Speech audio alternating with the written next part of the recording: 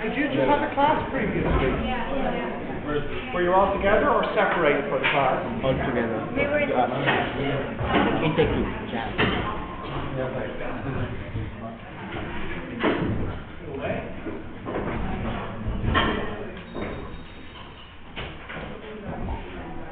Lights, please.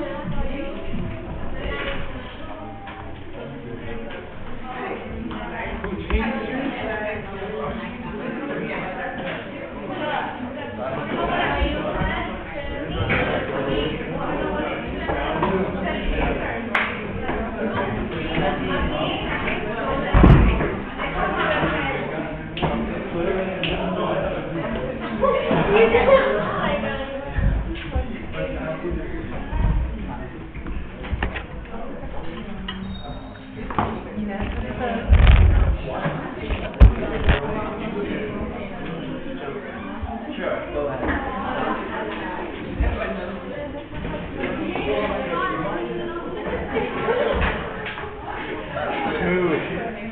Very smooth. That's how you conquer them. That's how you conquer them. That's how you fly. You're still like that. Right, this looks like everybody now. Okay, listen up. Listen. So, we're going to be looking at the Charles Maths test. I think Lorraine emailed everybody several versions of a practice exam. Yep. So that's what we're going to go through today. So probably what will happen is I'll go through the first paper fully, and then when we get to the next paper, we'll only do the questions which you will have trouble with because you don't do them on the IFY. You know. So most of this, but not all of it, is stuff that you would have seen before. I'll do the full paper A, and then when we get to paper B, we'll just do the ones that are new and different to what you have in the IFY. Okay, so if you want, you can open up the paper on your phone. I'll say what the questions are when we go along, but we're going to have a look at sample paper A.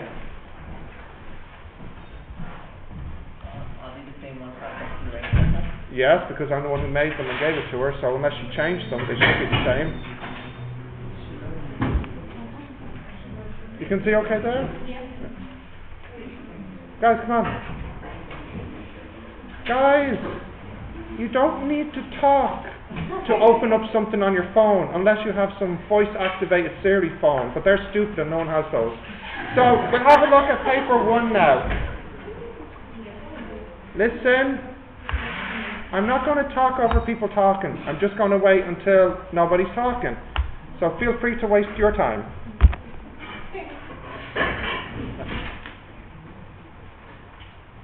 Okay, so question 1 then. 50 students wrote a test from maths and physics.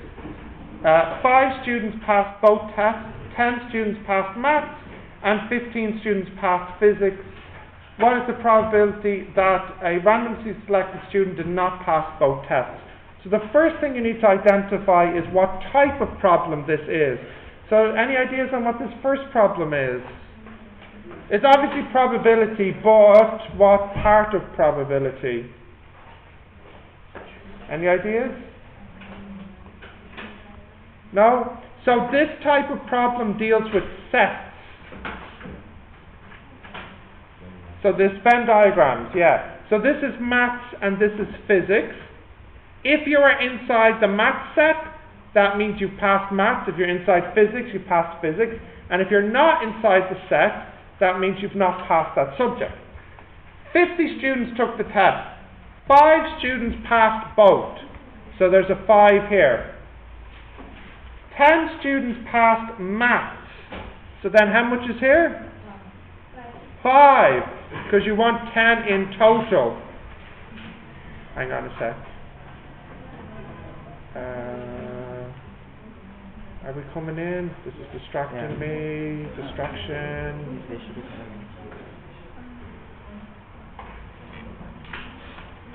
I am paused. Come in. Yeah. Okay, that's fair enough. Yeah. As you can see, the projector's not working. Continuing. This has got to be everybody now at this point. From here. This, yeah, that's okay. This must be everybody at this point now, surely. Yeah. Well, don't they have to sign something when they get their lab coats so they can keep track of who got what?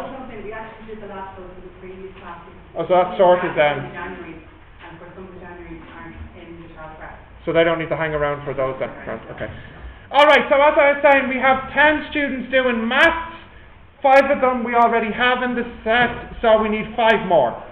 Next, 15 students passed physics. So how many is here? 10. So in total we have 20, but there should be 50. So therefore, outside the set, has to be 30. And the question is, what is the probability that a student did not pass both tests? So that's the probability that they failed both. How many students failed both? 30 out of 50. So the answer is 0.6, which is answer number 4 in the multiple choice then. Come on, hurry up. You are 17 minutes late. Sit down the very back. Right, on to question 2 now. Number 2. Find the smallest integer so that this equation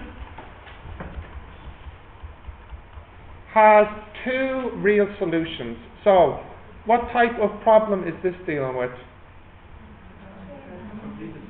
Not necessarily complete the square. Yeah, but what part of quadratics? What lesson? Discriminant. So if it has 2 real roots, the discriminant should be positive. Yeah, which means b squared, but not that b, so I'll use a capital, minus 4ac should be positive. So that means 25 minus 4 times 3 times minus b should be a positive. That means, what have we got here? 25 plus 12b should be a positive. 12b should be bigger than 25. b should be bigger than 25 over 12. b should be bigger than 2 point something. But that's not really important. Yeah? I'm sorry. It's minus 25, isn't it? Thank you. So b should be bigger than minus 25 over 12. So b should be bigger than minus 2.08. Yeah, etc. Now, what is the question? Does it change only when we divide? Yes, correct, yes. So, listen. This is not going to work if I have to stop because people are talking. There's too many people in this room. So the next time someone stops me, I'll just ask you to leave. Okay? Because we need this to run efficiently. Got that? So, the question was, what is the smallest integer? So we need to draw a number line to help us find that. Minus 3, minus 2, minus 1, etc. b must be bigger than minus 2.08. So we're looking at everything to the right of this number. The smallest integer, which is bigger than this, starts at minus 2. So our b must be bigger than or equal to minus 2. And which answer is that? That looks like it's answer 1 on the MCQ. Okay, so everything needs to be bigger than minus 2. Here's our 2 real solutions. So far we are just doing questions that you should be able to do from the IFY maths. I think you've done Venn diagrams in semester 1, right? So you should be able to do that. Okay, on to number 3. Yes, yes. Number 3. What is the distance between the vertex of the parabola, which I'll just draw it like this. Well, I don't know, it might have roots. Let's see. Y equals x squared minus 4x plus 2. I think I'll complete the square here. X minus 2 squared, and then that's x squared minus 4x plus minus 2 here. Yeah, so it doesn't have nice roots. You would have to use the quadratic formula to get the roots here. I think the roots are 2 plus and minus root 2. but we'll just do a quick check on the calculator for that. Mode 53, and what have I got here? 1 minus 4 and 2. Yeah, 2 plus and minus root 2. So I think there'd be 1 here. This would be like 2 minus root 2. And there'd be 1 here. This would be like 2 plus root 2. This point here is 2. And I should find the turning point as well. This turning point is at, let's see, 2 and minus 2. The question is, what is the distance between the vertex, which is this point, and its cross-section with the x-axis? So I think what they mean by that, although I better double check, I think they mean where it crosses the x-axis. But they could also mean this point here. You will notice in the past exams that the grammar and the English is not always perfect. So this question said the cross-section with the x-axis. So they might mean where it crosses the x-axis, which is here. But they also might mean this point, because when we talk about cross-section, we usually mean perpendicular. So the good thing is, because it's multiple choice, it means if it wasn't one, then it must have been the other one. So I don't feel like it's this answer, because that's too easy. The answer will be just 2 units then, because it's 2 units here. So I really feel like it's probably this distance. And we can get this distance by using Pythagoras. This is 2 units. This point here is 2, and this one is 2 minus root 2. So how big is this side? Yeah, 2 minus root 2, so that is root 2. So from Pythagoras, the distance is root 2 squared, which is 2, plus 2 squared, which is 4. So it looks like root 6. If root 6 is an answer, then that's a good sign. We have the right picture here. And root 6 is the correct answer. It's answer number 3. So that's what they meant by where it crosses the x-axis. Okay. Let's have a look at number 4 now.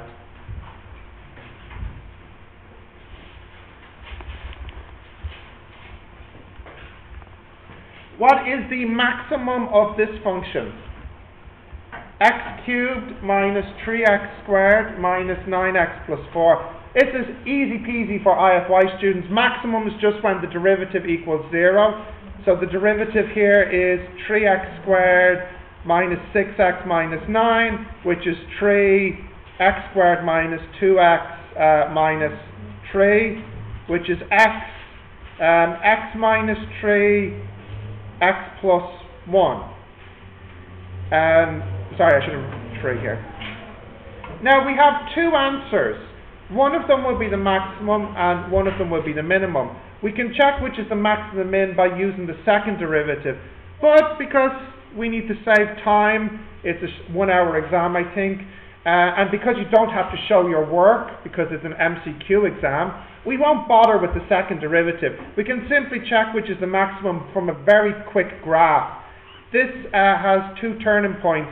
One of them is here on the left at -1, and the other one here is on the right with 3. And this graph crosses the y-axis at 4. So I need a turning point on the left and the right. I should really work out what the y value is. So if I very quickly put -1 into this, what will I get? That will be -1. That will be -3, so that's -4 plus 9 is 5, plus 4 is 9. So this point is up quite high at 9, and then I can put the 3 in.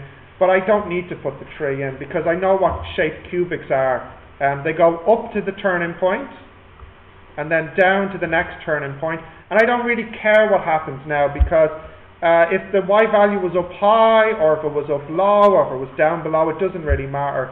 I know this first one here must have been the maximum because cubics go up and then down and then back up. So the first one was the maximum, which I just said, what was it, 9. Is 9 one of the answers? It is, it's answer number 1. But if you don't like doing it this way, no problem. You can go through the full process of getting the second derivative, seeing which one is negative, and that is the maximum answer. But like I said, you want to try and save as much time as you can, because it's quite a short test. I think it's just 1 hour. Number 5 now. Now, number 5 is the first question we have, which is not on the syllabus. Some people maybe have studied this before, and some people would not have. Number 5 deals with something in maths, a constant called I. Now, some students have seen this before, some have not. So, very briefly, for those people who have not seen it before, all I stands for, it just represents the square root of -1, which is not a real number. So if you actually type it into your calculator, you won't get a number value for it.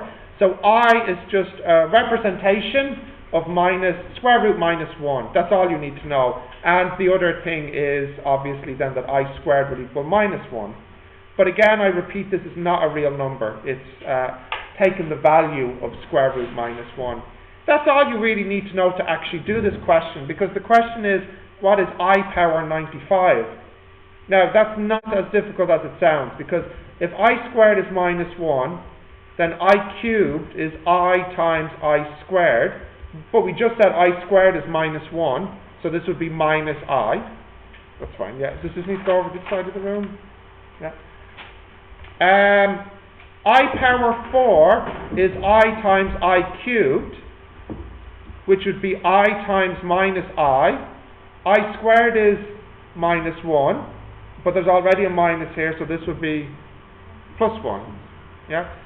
I5 will be I times I4, which would be I times 1, which would be I. And we'll do one more. I6 is I times I5, which is I times I, because previously it was I, and here is -1.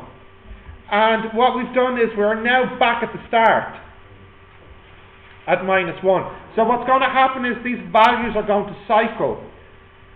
When we start with power 2, we have -1. Power 3, we have minus I.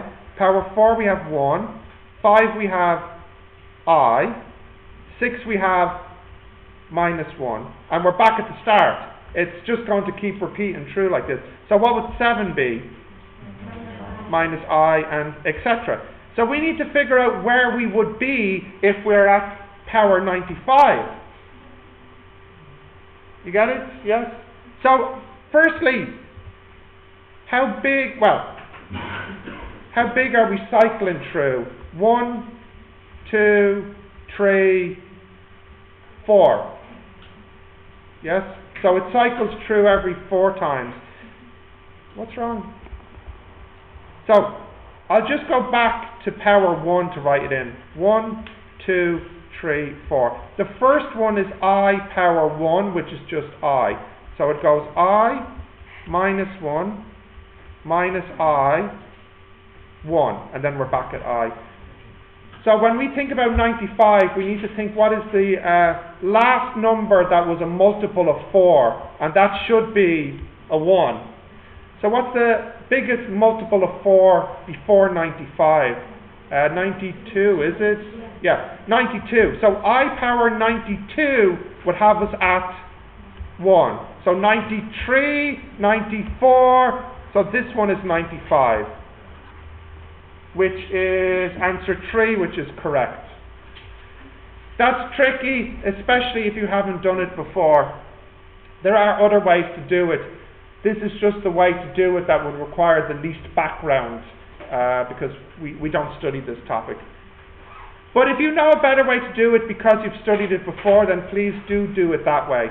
But if you haven't studied it before, you can just think about it as a sort of recursive sequence that's cycling through values. Right, let's have a look at 6 now. 6 is something you have done.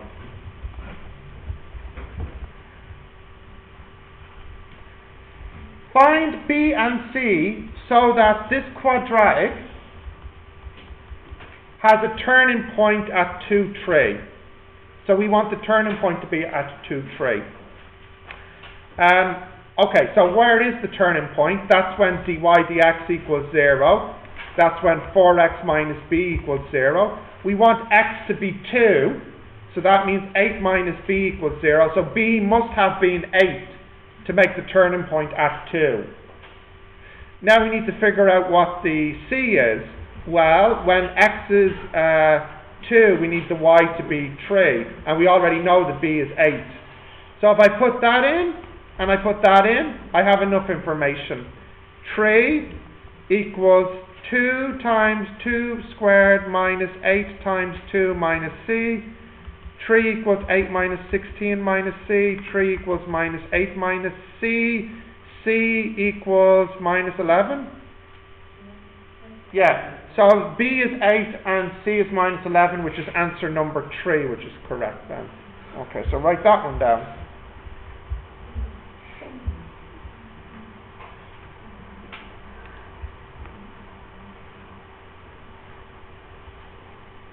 Okay, 7 now.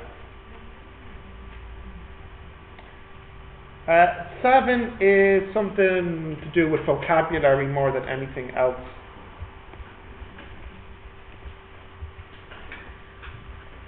Y equals x power n, and n is an integer. What type of graphs can you make with this type of function? And your choices are parabola, line, ellipse, and hyperparabola.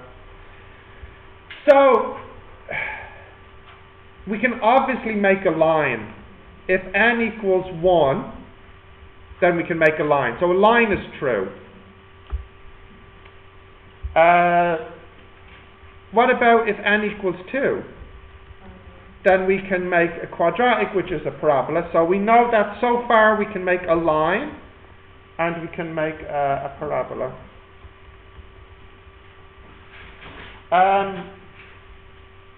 And then the next one, ellipse. Now ellipse is a shape that looks like this, and we can never make that with a graph like this. It's impossible. It's more like a circle than a curve. So we can't make an ellipse. Elliptical shapes are not possible. And hyperbola, can we make that? If you didn't know what that is, a hyperbola shape is just one that looks like this. In fact, this is possible when you have y equals 1 over x, which is actually x power minus 1. So yes, you could make a hyperbola shape at the end as well. So line, parabola, and hyperbola. So that's A, B, and D, which is answer 5 on the MCQ. Yes. And we didn't pick hyperbola. I know that. I know that. Oh, sorry, you're asking. Oh, sorry, I thought you were telling me. No, you did not. This is not a word you would have known. But you should know the word line and parabola. Maybe not ellipse, unless your teacher said it. And definitely not this one. But that's what it is. It's this shape here. Ellipse is the circle. The circular shape. Circular, yes. What kind of equation would you need to have an ellipse? Yeah, what type of equation would make an ellipse? There needs to be a power on the y as well, is how you would get it. A power other than 1, so like square. So for example, here's the simplest equation I can think of that would make an elliptical shape. It actually makes a circle. Okay, 8 now.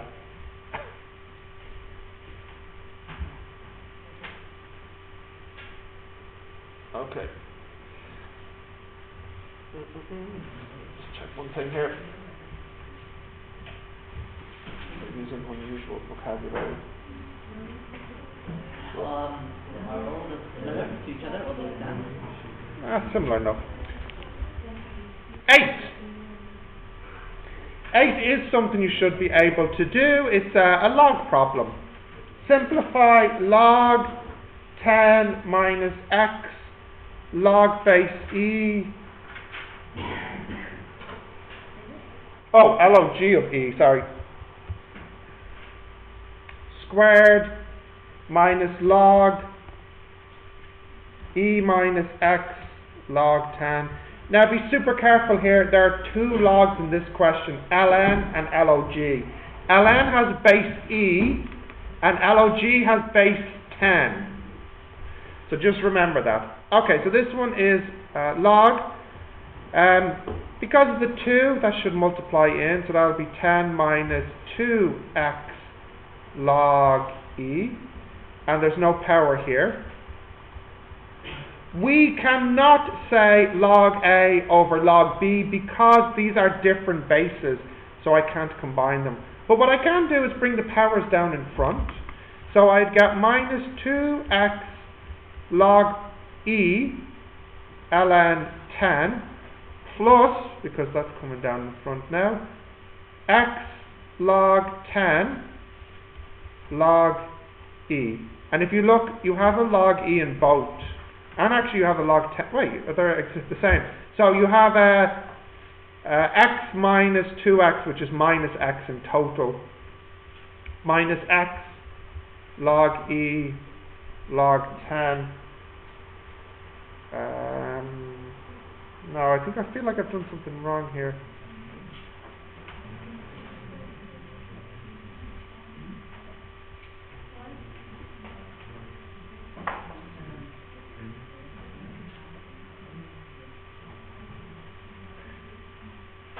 That was 10, wasn't it? Yeah. And did I take 10 down? I did.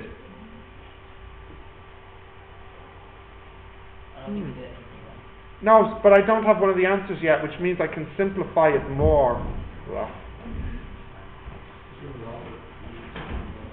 Now, just be careful. This is base 10, and this is e, and this is base e, and this is 10. So there's not much I can do here.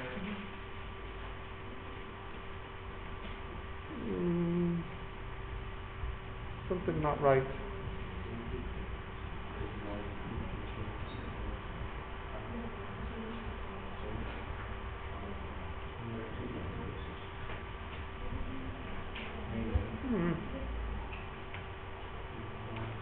I don't think I made a mistake. Has anyone spotted a mistake? How much is minus x log e over 2? Minus x log e. The second one. The first one to the second one. This one? Yeah. I put the 2 in here. They multiply.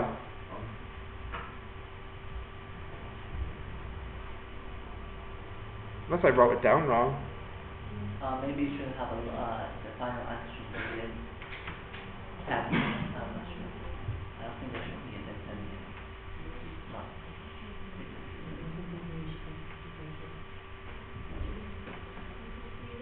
Yes.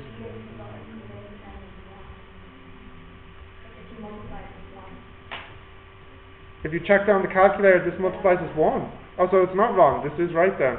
And multiplying these gives you 1 on the calculator. Let's double check that. Oh, well then that's fine. Then that gives us an answer that we have. But do you know if you can use your calculator in the exam? Oh, well then. Minus x. So this is 1. So what you need to do, you cannot use your calculator at the very beginning. Why not? Because it has x in it. But as soon as we get to this step, we've simplified it enough where we can put this in on the calculator. And you're saying that that comes out as 1.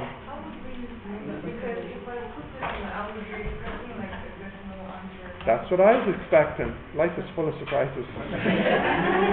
Yes? You can get into the... No, I'm sure you can. You can convert... You can do a change of base. Yeah. So if you wanted to, you can do it that way.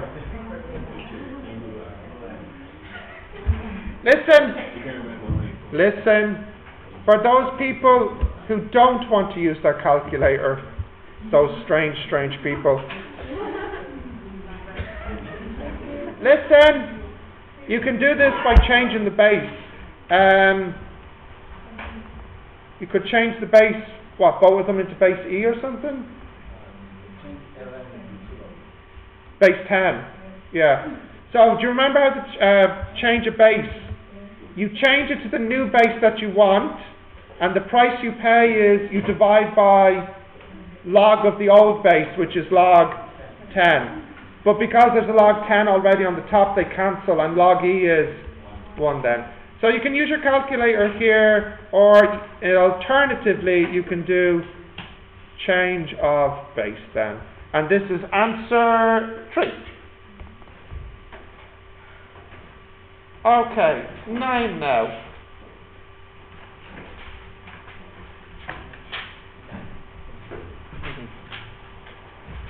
Nine. In number 9, they used a little bit of vocabulary which is probably new for you. Yes, maybe? Let alpha be an angle in quadrant 4. So this is quadrant 1, 2, 3 and 4. So alpha is an angle here in quadrant 4 in standard position. The terminal side, this is called the terminal side, and that's actually not vocabulary we normally use here, but it's called the terminal side, is parallel to the line 3y plus square root 3x minus 3. So if we knew the slope of this line, we could know the slope of this line because they're parallel. So let's get the slope here. That is y equals minus root 3 over 3x plus 1. So the slope is minus root 3 over 3 of this line. So this one here is also minus root 3 over 3. So that means when you come out 3 units, you go down root 3 units. And we are looking for the sine here. So sine is opposite over hypotenuse. We don't know the hypotenuse, we have to work it out. We can get that from Pythagoras. That would be 9 plus 3 is 12. This is root 12. Yeah, which I'm sure we can simplify. Root 12 is root 4 times, yeah, which is 2 root 3. So this is 2 root 3. Yes? Okay. So let's get the alpha here.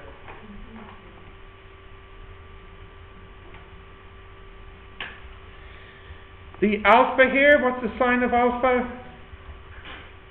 It is root 3 over 2 root 3. So the answer here is 1 over 2, 0.5.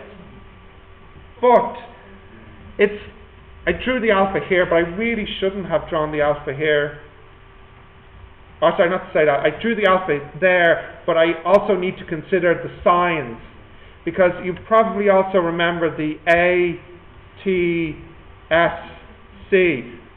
So only what is positive in the fourth quadrant? Cos. And we have sine.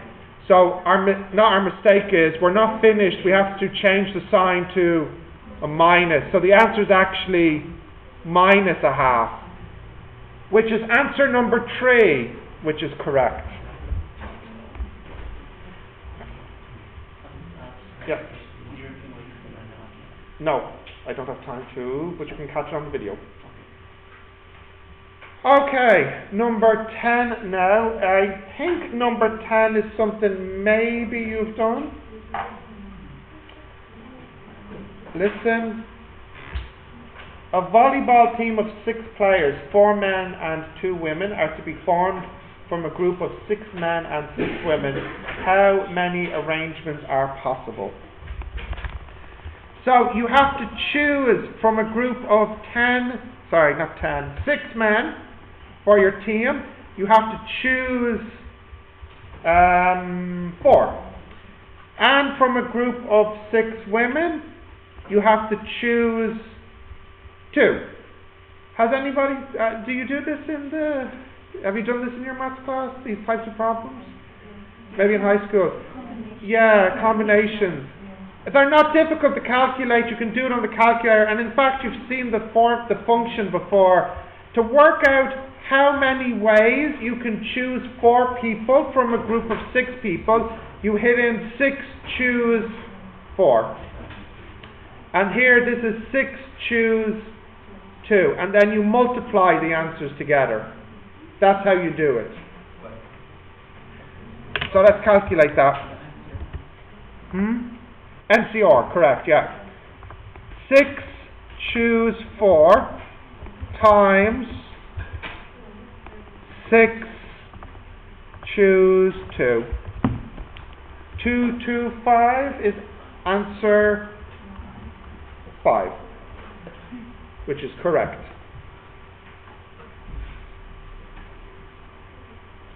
Okay, that was sample paper A, I think. There was only 10 questions. So, yeah.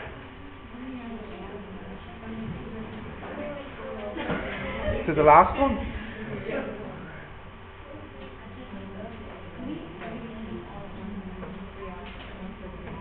Okay. We have time for the Oh, yeah.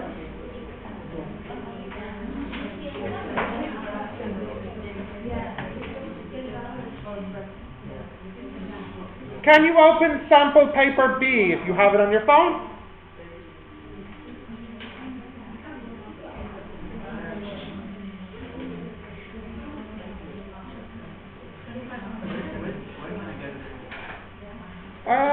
I believe Lorraine emails people these tests.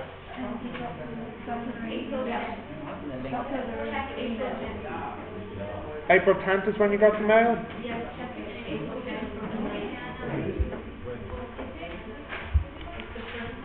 The first link, do you know the date of the April 10th has been said 3 times now.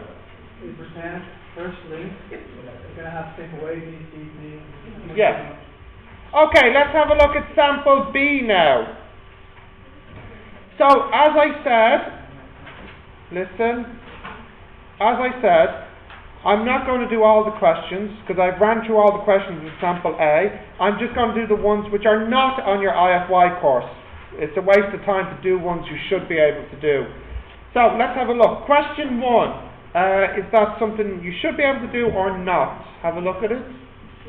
Should be able to do it from semester 1. Number 2, however, is something you shouldn't be able to do, so let's have a look at number 2. If I scroll down. Kinda, but it's actually a calculus. Listen, guys, I need you to listen. Listen.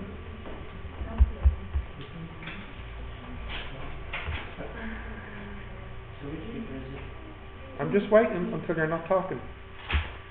Oh my goodness, who asked the ridiculous question of which paper comes after sample A? Sample B.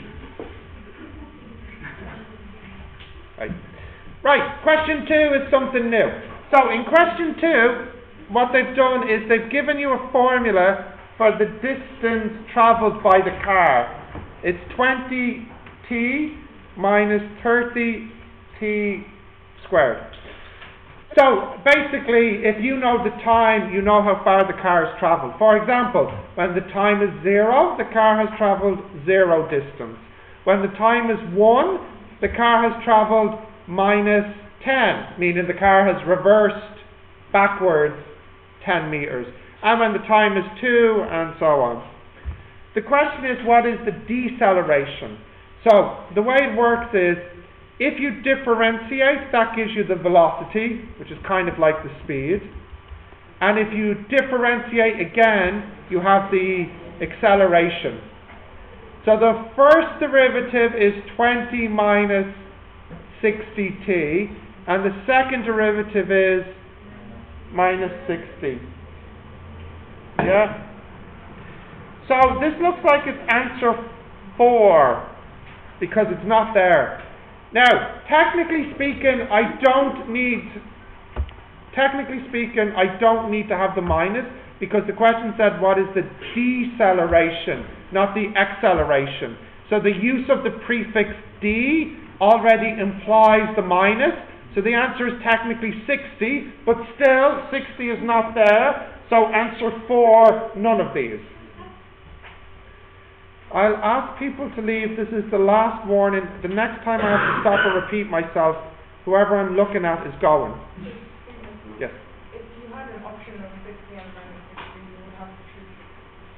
Yes, technically, because they use the word deceleration. However, if there wasn't the choice to pick none of these, and 60 was there, and Sorry, minus 60 was there, but 60 was not. Even though it's really 60, you should pick the minus 60, because it just means somebody translated the question poorly.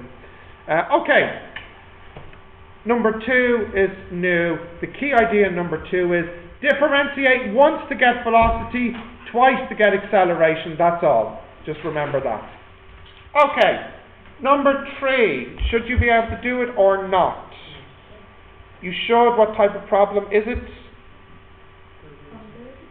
Yeah, but which part of probability?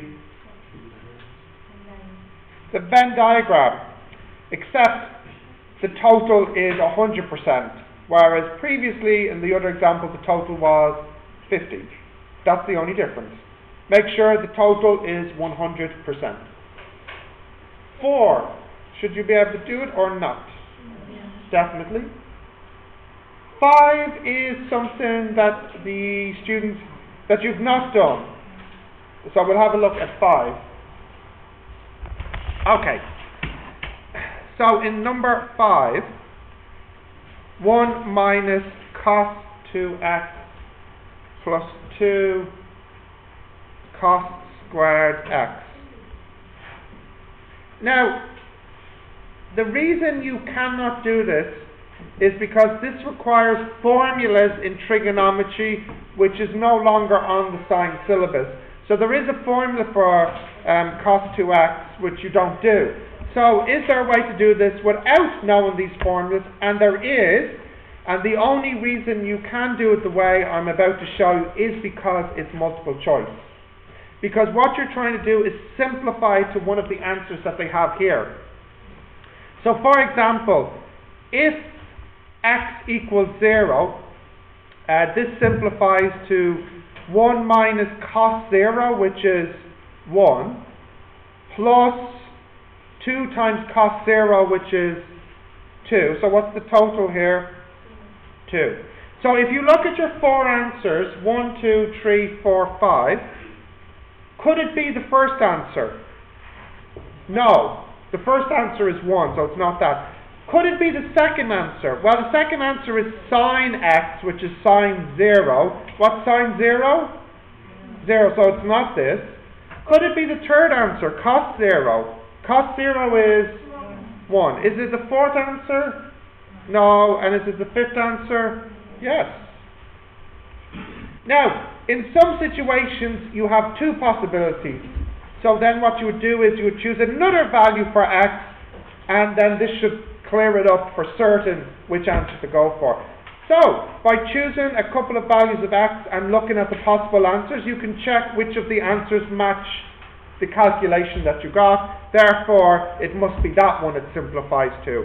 So it's a bit of a cheat. You can only do it this way because you have the possible answers. You couldn't do this in an exam where you didn't have the answers. So, maths hack, if you will. 6 now. Yeah. There is no formula. If you really want to know, the formula is something like cos 2x equals cos squared x minus sine squared x. So what will happen is you can put that in there, and let me see, 2 cos squared x minus cos squared x is cos squared x. 1 minus, I think you end up with something like, you must end up with something like 2 sine squared plus 2 cos squared, and sine squared plus cos squared is 1. I'm not doing it this way because there's about 10 formulas altogether, so you would have to sit down one evening and learn all 10 of them. It's just not worth the investment of your time. It's better to do it this way because you'll have the calculator with you. Yeah? 1 second, I have a very important call to take. Why don't you have a look at the next one there?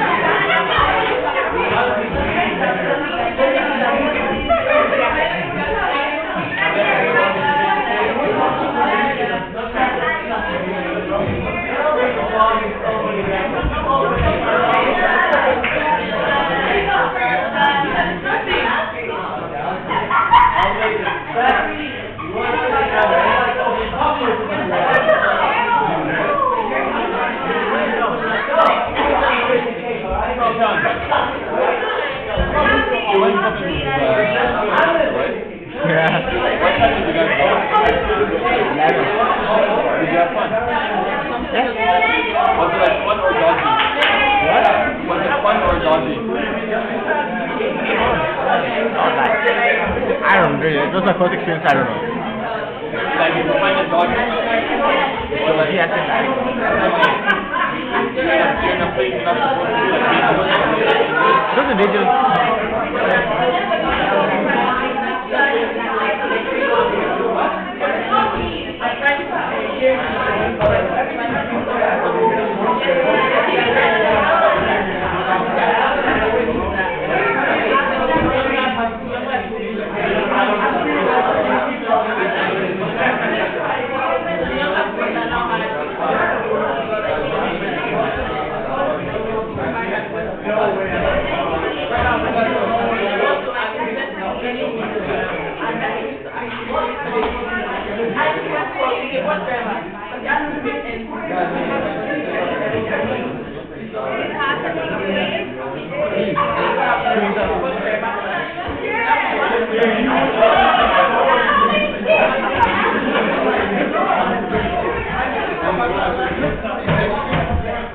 All right, we'll continue. So, number 6.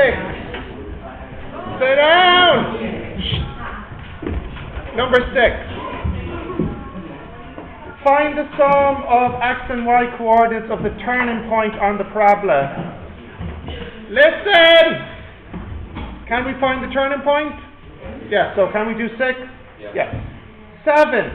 How many values of b, so that the equation has, find how many different integer values of b are the root. Yeah, I think what they mean to say, it has the same root, is it? Find how many different integer values of b are the both roots of integers. No. I know what they mean. They want to know what values of b will make this quadratic have integer roots. In other words, you can factorize it. It has no square roots in the answer. So kind of discriminant, but more like this. This is number 7 here. X squared plus bx minus 15. The x is minus b plus or minus square root b squared plus 60 all over 2. Now I don't care about this part. It's this part that could be the problem. If you get a nice number like 100, what's square root of 100? It's 10. So that's a nice integer answer. You know. What you want is you want the top number here to be a multiple of 2. So it simplifies to a nice integer. For example, if you got something like 6 over 2, that's good. If you got something like root 2 over 2, that's not good. Because 6 over 2, you can simplify it to 3. So in other words, they want to know what values of b will make this number even. Because if it's even, you can divide it by 2, and you have a nice integer answer. Yeah? This even. So, for example, if I put something like b is 0, would that work?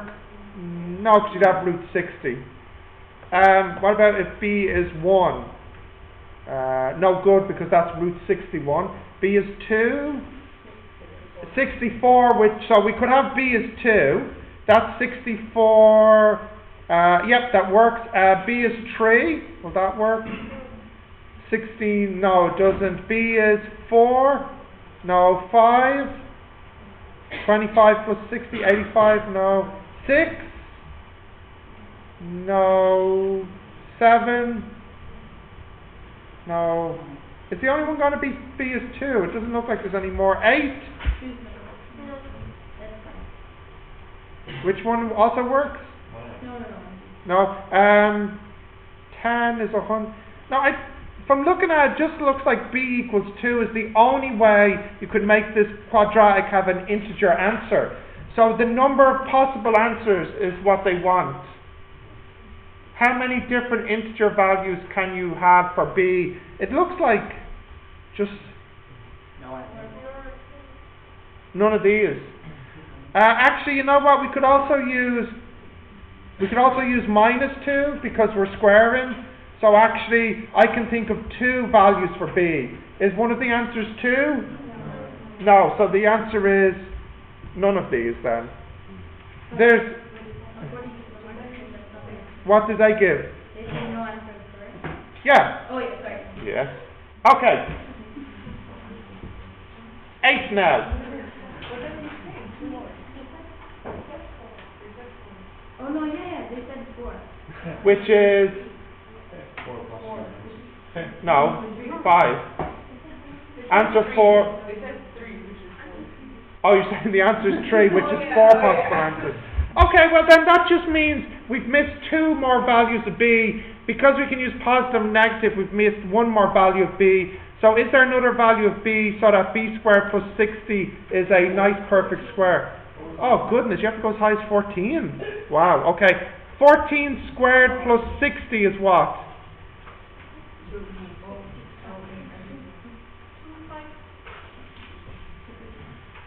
2. Square root of that is 16. My goodness. Okay, so we actually have b equals 2 or minus 2. b equals 14 or minus 14. So there are 4 answers, which makes this answer number 3 then. This is the only way. Now, I stopped too early. I thought I don't need to go past b as 10. But it turns out for this one they went as high as b as 14. So it just means if you've got something like this in the exam, when you think you've finished checking, check 3 more and then you're finished. Okay. I know, so if you're running out of time, just leave it, hope that you got all of them and come back to it at the end if there is time. Okay, 8 now. 8, you may or may not have done this, depends on your math teacher, but if you haven't done it, it's not very difficult. This equation here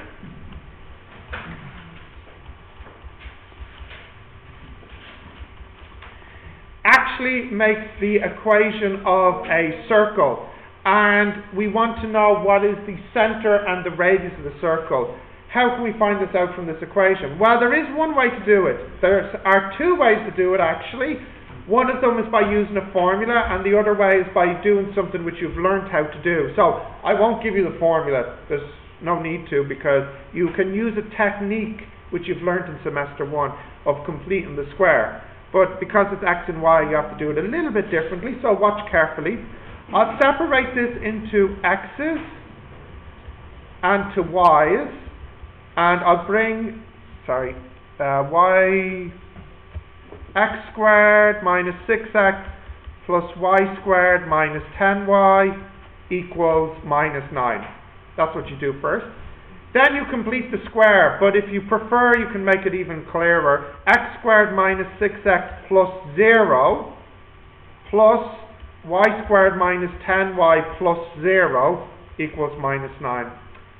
Now we can complete the square. Here this is x minus 3 squared, 0 minus 3 squared, it's 9 then. And then this one is y minus 5 squared minus 25 equals minus 9. So you have x minus 3 squared plus y minus 5 squared equals 25, which is 5 squared. And here's the reason why. When you simplify equations into this form, you can read what the center and the radius of the circle is, because the center will be at x minus f squared plus y minus g squared equals the radius squared. So I know this circle has a center at the point 35, and its radius is 5. Now, in fact, they only care about what the radius is because they want to know the area. Area is pi r squared. That's pi times 5 squared. That's 25 pi, which is 81, 82, something like that. I don't know. I have my calculator, don't I? 25 pi. 78.5.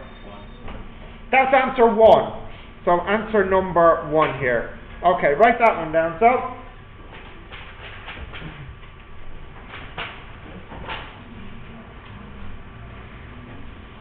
see yourself. Yes.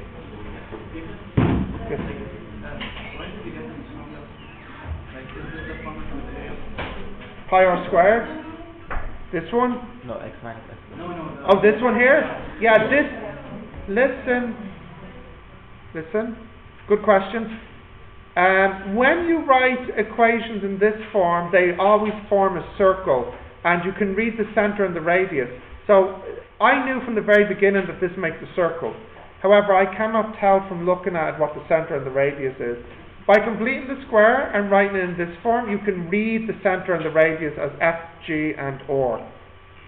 So yeah, this is an equation of a circle, is the proper form for it. It's just like a form of writing. Yes, yes, exactly, yes. And you need to have it in this form to read it. Yeah. Okay, number 9. Find the equation of the line perpendicular. Okay, you definitely can do that one because that was semester 1, week 1. And number 10 is a probability. But tell me what part of probability. How do you do number 10? You throw 2 fair 6-sided dice. And you want the probability that the total is 11. Yes, you have to draw the table. How many possibilities in the table? So I know the answer will have 36 in it. Now, you don't have to draw the table. If you can picture the table, you can count in your mind how many outcomes add up to 10. So you think about it, it's not actually that many. You can have a 6 and a 4. Oh, sorry, the total is 11, sorry. So a 6 and a 5 would do it, or a 5 and a 6. Anything else? But there's no 7. So there's only 2, which is 1 over 18, which is answer 5. Yeah? Okay, let's have a look at sample C now.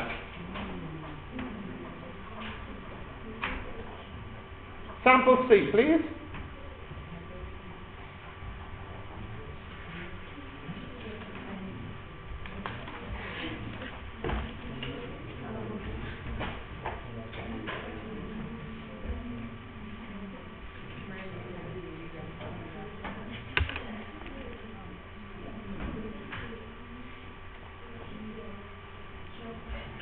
Come on, it's not opening. Do you have sample C? It's also loading. Yeah. My server is under stress if everyone's trying to open it, I think. Oh, you got it before me, and I got it too.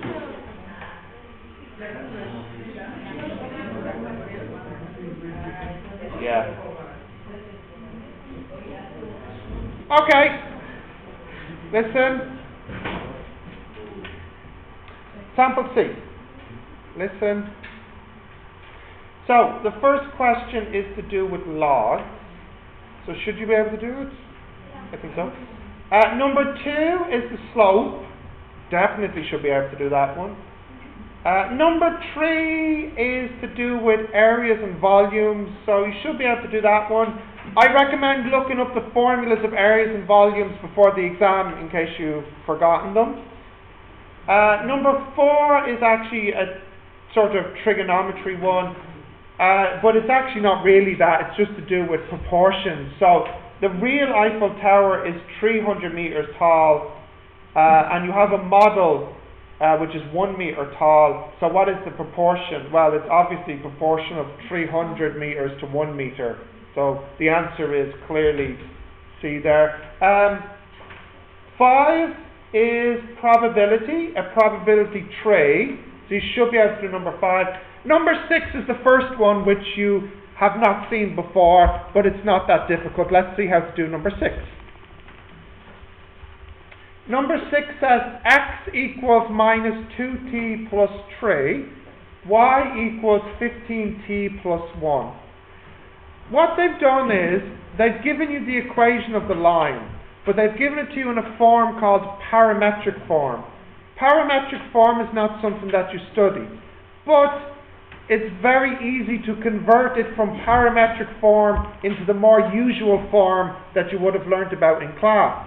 The way to convert this into non-parametric form is you simply separate out the t here,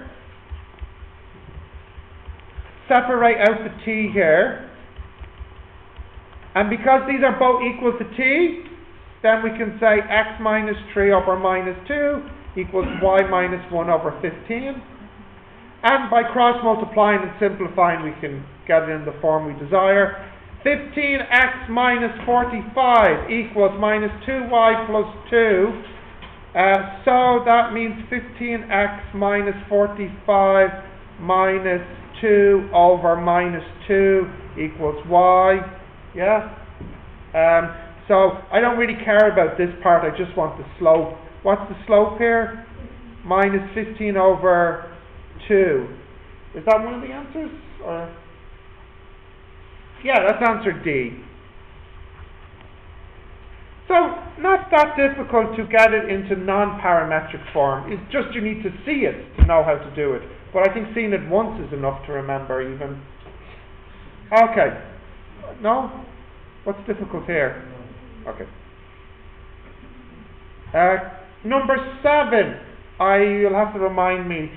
Science students, do you study this topic of domain and range? No, you don't do mappings. Okay. No. Okay, I'll show you in high school. You remember it? Yeah. Okay, I'll show you how to do number 7. Right. A little bit of vocabulary first. Domain, that is the possible allowed values of x, and the range is the allowed values of y. Now, I know in the question they don't ask for the domain, but in case they do, I just want to show you how to get the domain. The domain is the values of x you can use. When you look at this, it's pretty clear what values of x you can use. You're allowed to use every value of x except -1 because you may get a 0 here. So calculating the domain is pretty easy. You just have to ask yourself, what values of x can I use and can't I use? But what's more difficult to get is the range. And I'll show you how to get the range now. You have to go through a couple of steps. This will be new, so just pay attention carefully. You can get the range in 3 steps. The first step is you make y equal to your function. Y equals 1 over x plus 1 minus 3. That's okay so far? Yeah. Mm-hmm. Do you need to talk to them, or? Oh, you can talk to you. Let me just set them up with something just before I do. No, don't ask for anything. Listen to me right now. Right. Step 2. So in the second step of this process, you need to rearrange this so that it is equal to 0. Make it as an equation equal to 0. So what you could do is bring the 3 to the left, and you get this. Yes? And then cross multiply, and you get this. And then expand here, you get y times x, and so on here. Y times x plus y times 1 plus 3 times x plus 3 times 1 equals 1. And then let's group things together. So how many x's do I have? Y plus 3, isn't it? And then what about the constant at the end? That's y plus, what's at the end here? 2, when you take the 1 over. The final step here, which I'll have you think about, is you need to think about what values of y will make this solvable. Now, just think of y as a constant. So for what constant values of y will this be solvable? I'll give you a hint. This type of equation is linear, so you need to ask yourself, when does a linear equation not have a solution? That is, when will a linear equation not cross the x-axis? Think about that for a minute, and then I'll give you the answer here.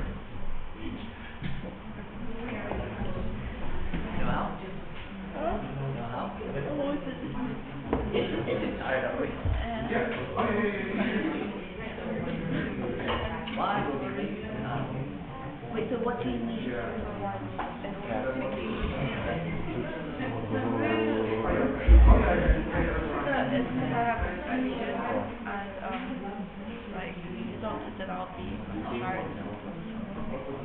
But you're not eating any like you're not eating any chili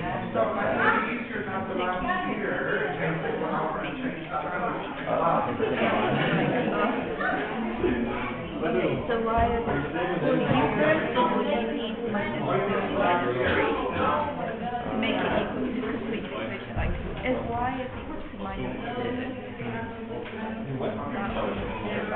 oh no, that doesn't work out. What am I saying? Sorry.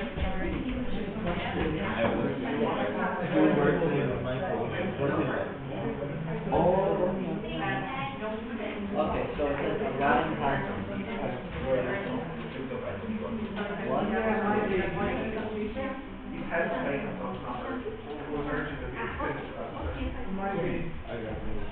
What?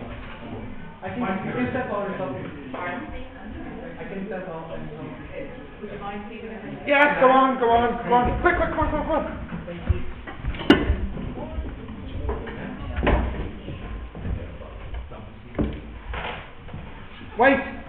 Wait, take your pen and paper, because when you come back you can sit at the back so you're not disrupting me when you're coming in.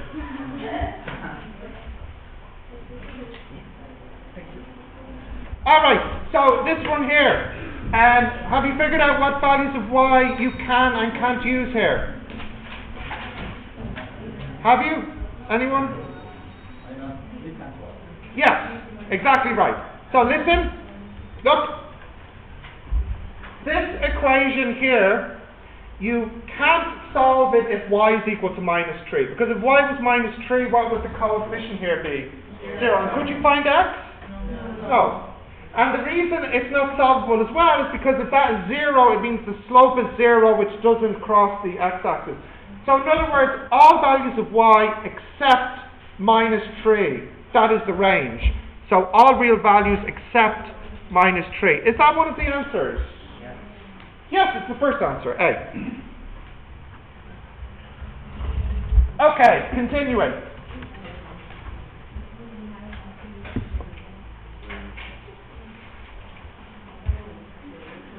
Guys, listen.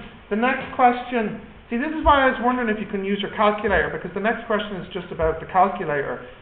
So maybe they've changed the test since this one. Number 7, you just literally need to use your calculator to get the value of sine pi minus theta. You just get the value of theta and then sine pi minus theta. So nothing unusual there. Okay, number 9 here. Number 9 had a small typo in it, I think. Let's have a look at it. So we better do this one. And number x is increased by 17, and the square root of the result is minus 0.5. That's what they mean, but the way they phrase it is technically not right, but this is the equation they wanted you to write down. But they didn't want to type it out, so they were just writing it in words, but they have their grammar a little bit wrong here. I won't tell you what it is, I'll let you try to figure it out yourself, but the grammar is wrong in this question, but this is what they want. Anyways, this is not too difficult to solve. I don't know if you've seen these types of equations before, but does anyone know what to do first to solve this? Just square both sides, and then everything is okay. Alright, number 10. Number 10 is kind of a graph question. R and D are sets of all points of the shown rectangle and the disk. Which statements are true? Guys, listen. So, we have a graph of a rectangle and a circle, and we want to know which of the statements are true. So we better do this one together. Okay, so the first one. Now, it's actually quite good that we were just talking about the circle, because if you look at this, we could work out the equation of the circle. And where's the center of this circle on the graph? 2 and 1. And what does the radius look like? Is it 1? Yeah. And what does the radius look like? Yeah, very good. The radius looks like, is it a half or is it 1? It's a half, is it? Yeah. So this would be 1 over 2 squared. So any statement that has this in it, or technically this since it's inside, but we won't worry about that. Any statement that mentions this could be true. So let's see which ones we have and don't have now. Statement A, D is the set. Is this true or false? This A is no good, right? They have the X and the Y the wrong way. B, that could be. C could be. D, no, they have the equation for the circle totally wrong. E, is E right? 2, 1, yes. So, the question said pick which statements are true. So we have at least E we know is true. We need to check if B and C are true. So B and C, they want the equation of the rectangle. Now, you might not have seen this before, but it's not too difficult. I'll show you how to do it. Let me just roughly draw it here. We have a rectangle. How high does it go on the top here? 1. And then on the bottom? -1. So the y is between -1 and 1. And what about the x?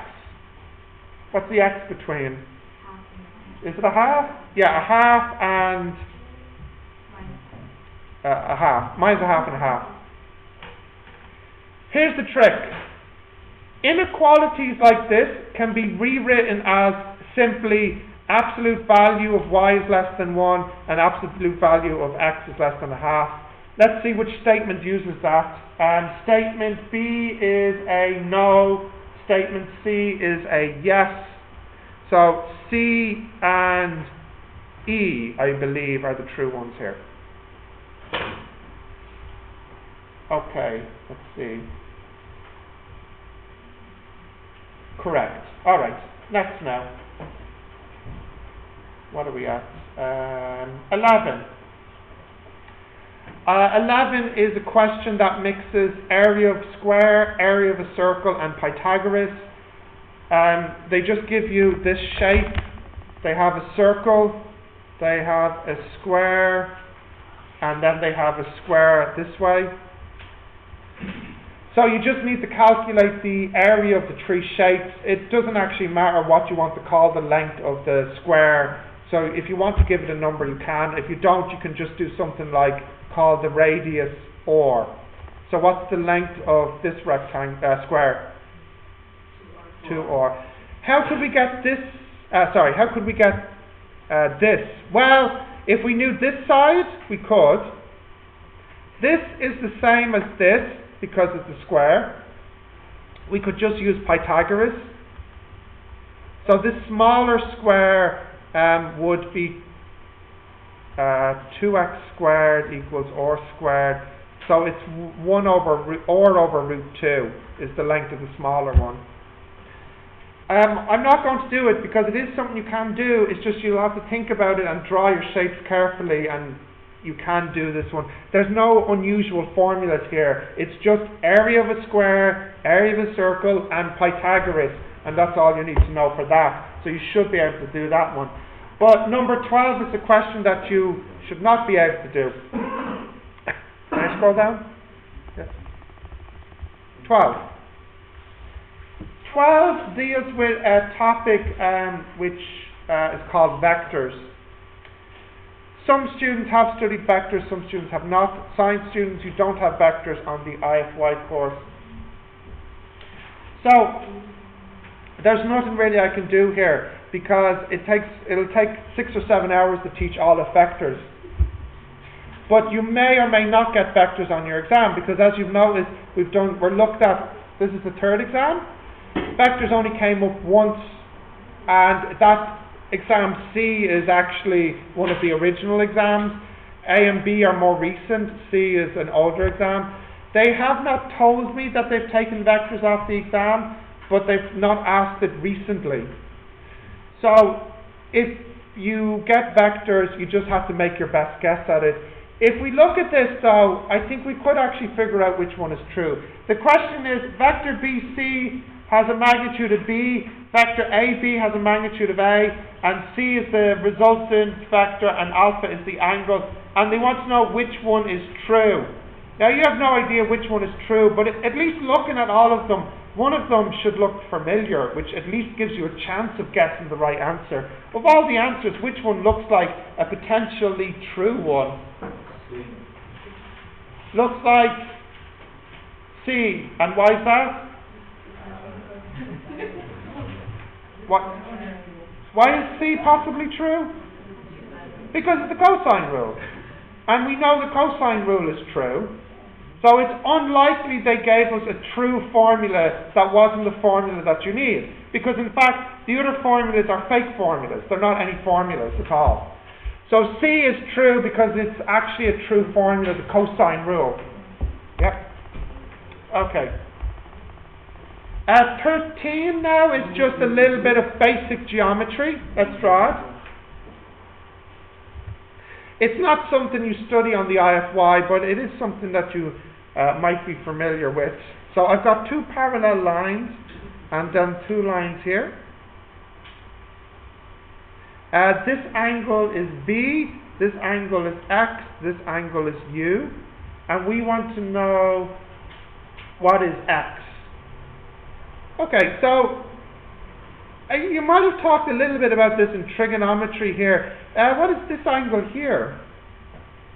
This is U. This angle is the same as this angle. Because you have this result in maths that the angle up here is the same as the angle down here. So if that's U and that's V, then this angle here will be what? 180 minus U plus V. This whole angle here is how much if it's a straight line? 180. So the X would equal 180 minus U plus V. So in other words, it's U plus V, which is answer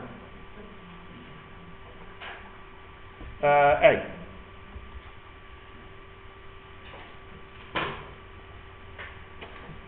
(14) is just a sine, cosine, practical trigonometry problem from semester 1, so there's nothing to do there. But 15 is to do with graphs, and they want to know which one of these is the graph for 1 over x minus 5. And the hint is, what value of x can you not use here? 5. So you're looking for the graph that is broken at 5, meaning you're looking for the graph that shoots to infinity at 5. Of the graphs that shoot to infinity, it's the solid coloured graph that does it, which is answer A. The picture is terrible. They actually have 4 different graphs, and you're supposed to tell the difference by looking at the shape of the line. For example, if it's straight or broken. Yeah, it's a terrible picture. Terrible. But you can see that the solid coloured graph that breaks at 5, which is answer A, is the correct one. You took this before, right? Yeah.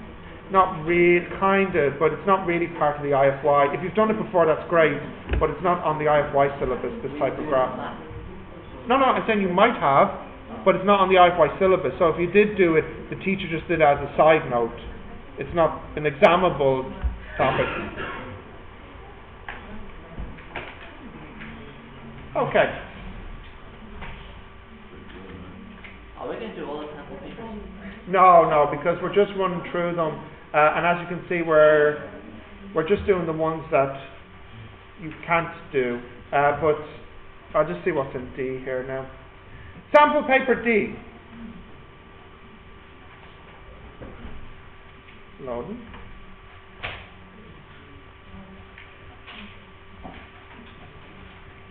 Okay, sample D.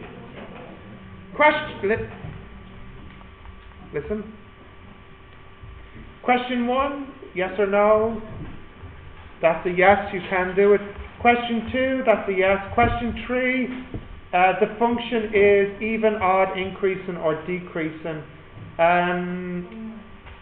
It's not C or D, because this quadratic increase and then decrease, or decrease and then increase. So we can rule out C or D. So it's either even or odd. Are these words you know? No. So an even function is a function that has this property. F of minus x equals minus f of x. An odd function has this property. F of minus x equals minus f of x. Even and odd. So if you look at this one, x squared plus 2x. Oh, I'm sorry, I misread the question. It didn't say increasing, it said increasing for large x. That's actually very important. Anyways, these are the definition for even and odd, but you can see that this function is neither even nor odd, because when you put in minus x, you do not get the original function with a minus in front of it. If you put in minus x, typo, plus. Yeah, otherwise that's a silly definition. What paper are we on again? D. Right. This is not even, it's not odd. It could be increasing or decreasing for large x.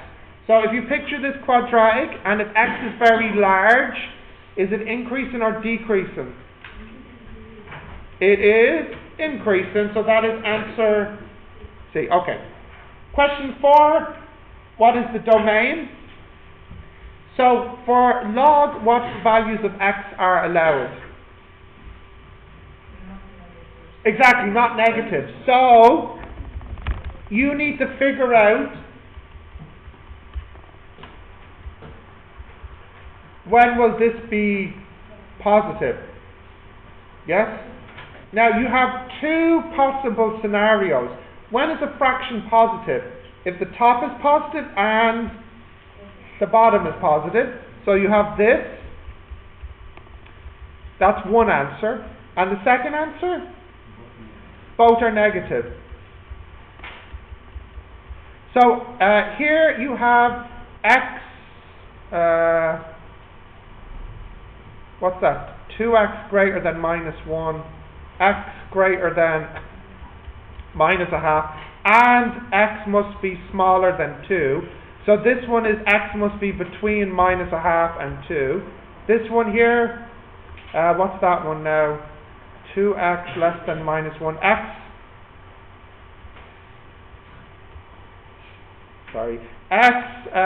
smaller than minus 1 over 2. X bigger than 2. This answer is ridiculous. You have to reject this answer. You cannot have an x that is smaller than minus a half and at the same time bigger than 2. So it's only this that's a valid answer. Is that one of the answers? Between minus a half and 2? Yeah. Answer D, yeah.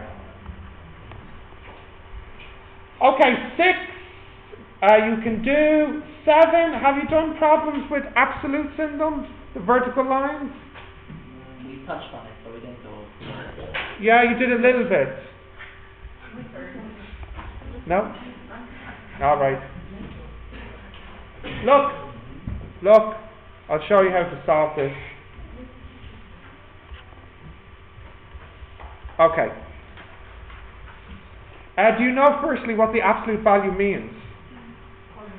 It means make the inside positive. So my advice for doing this is you should break it into two problems. The first one is when x plus 3 is a positive. In other words, when x is bigger than minus 3. Because if this is positive, then the absolute doesn't do anything. So you're left with 16 over x plus 3 needs to be bigger than 2. And here, if you look at x plus 3 as a negative, that is when x is less than minus 3.